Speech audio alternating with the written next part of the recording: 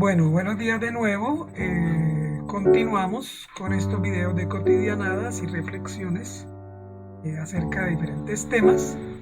El día de hoy vamos a hacer un poquito una continuación con el video anterior que hablaba de la ciencia del método científico para introducir simplemente un aspecto adicional que yo considero importante, que es que el método científico nos introduce a una forma de preguntas que orientan nuestros posteriores procesos de reflexión. Entonces el tema de hoy precisamente es acerca de las preguntas de la vida como una continuación o como un resultado del uso del método científico. Entonces vamos a continuar con el video, a complementar la parte acerca del método científico de las ciencias y el desarrollo de la ciencia a través del método científico y cómo el método científico, a pesar de tener ciertas contradicciones, nos permite construir una forma estructurada de enfrentar los problemas.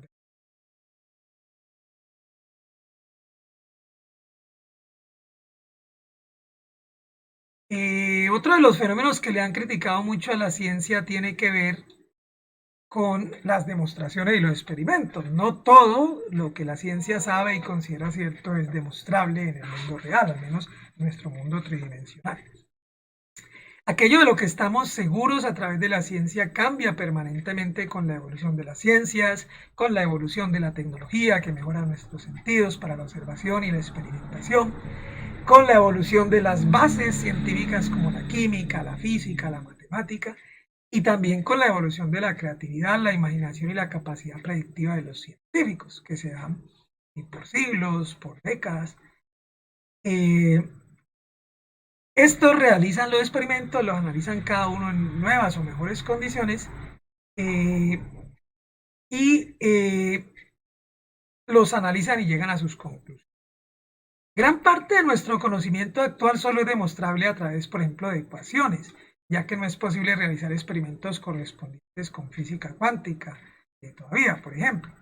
Y no obstante, las observaciones más bien podríamos llamarlas elucubraciones teóricas o retóricas, y las explicaciones parecen corresponder con la realidad en la medida en que nos han permitido predecir eventos distantes en el tiempo. Entonces, confirmamos la certeza de ciertas ideas porque nos permiten predecir eventos eh, que ocurren en el futuro.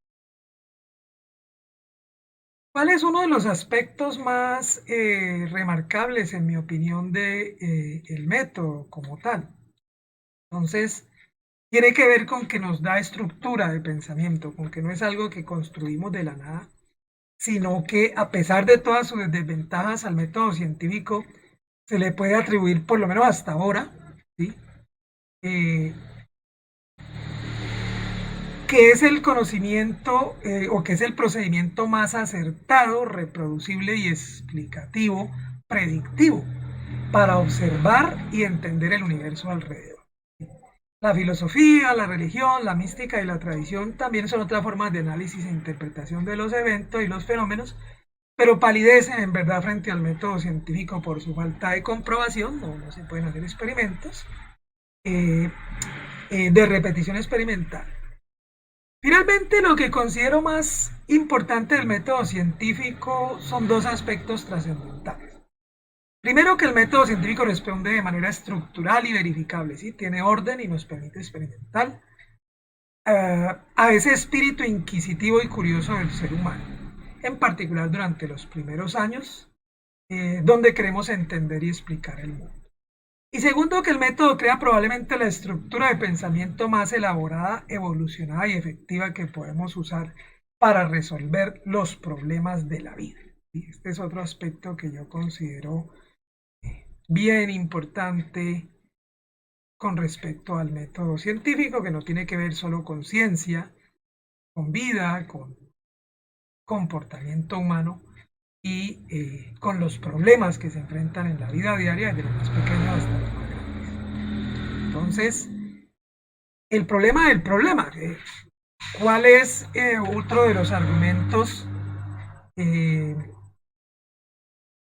de los que hemos con los que hemos discutido la capacidad del método científico.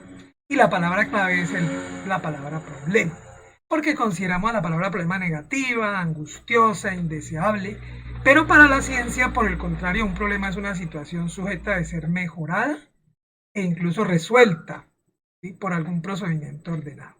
La vida entera es un problema por resolver para la ciencia, de modo que pensar en la vida y las situaciones cotidianas y complejas debería ser una actividad común a los seres humanos, y pensar y experimentar y teorizar sobre los eventos de la realidad debería ser un acto cotidiano, ¿sí?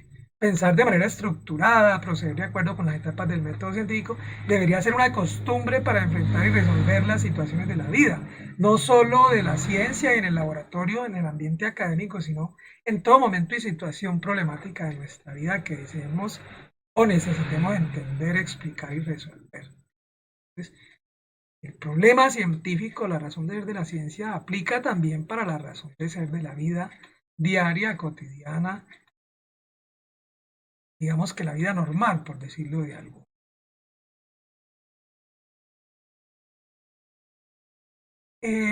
¿Por qué se hace alusión a este argumento? Porque se supone que la profesionalización y la educación nos conducen al método científico, nos lo enseñan y nos hacen que nos volvamos buenos en el manejo del método científico. En otras palabras, estoy diciendo que si no hemos resuelto la mayor parte de problemas de nuestra vida como individuos y como especie, es tal vez porque no usamos un método como el método científico para resolver los problemas de nuestra vida. Somos grandes profesionales en nuestro espacio laboral, pero toda la lógica, la sensatez y la ecuanimidad no salen con nosotros a la calle, ¿sí?, en la cual volvemos a ser irracionales. Somos maleducados, ignorantes totales a veces, que actúan sin pensar de manera mecánica o instintiva frente a situaciones tan cotidianas y simples como el tratamiento de nuestra familia, de los amigos, de los vecinos e incluso de la pareja, los hijos y la familia. No se trata de ser todo el tiempo riguroso y académico y científico. No todo se reduce a una ecuación.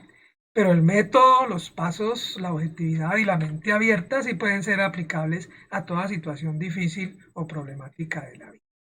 Y llevar la educación a todos nuestros ambientes y usar un método estructurado y racional para enfrentar las dificultades y entender los eventos y situaciones de la vida. Como conclusión, entonces, de toda esta elucubración, pues tenemos que a través del método científico normalmente, y por eso mucha gente, pienso yo, lo rechaza, es porque nos conduce a una encrucijada, nos enfrenta con las preguntas de la vida. Sí, el método científico se hizo para resolver las preguntas de la vida. Y tal vez la parte más importante del método científico no sean las respuestas que nos da, estas son temporales e incompletas, sino más bien las preguntas que provoca. A eso que autores como Sabater y Zuleta llamaron en algún momento las preguntas de la vida. Para mí son el norte, no solo de este intento reflexivo de estos videos, sino de todo en la vida. Hacerse las preguntas adecuadas en el momento adecuado y obviamente encontrar las respuestas adecuadas.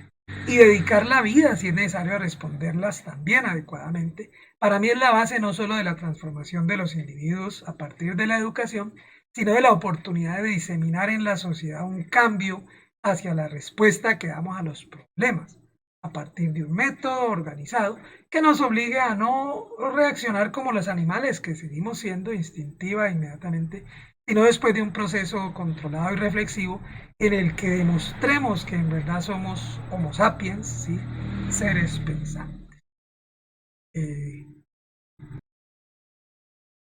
Aquí de nuevo, pues el uso de los documentos a que hubiere lugar. En este caso, pues está usando todo material del autor, entonces no hay referencias. Y finalmente, pues despedirnos con el tema tratado sobre las preguntas de la vida que se suscitan a partir de la propuesta del uso del método científico como una forma de analizar los problemas de la vida y enfrentarnos de mejor manera a las situaciones. De nuevo, pues este es un nuevo tema de discusión de cotidianadas y recuerden que pensar no es perder. Muchas gracias.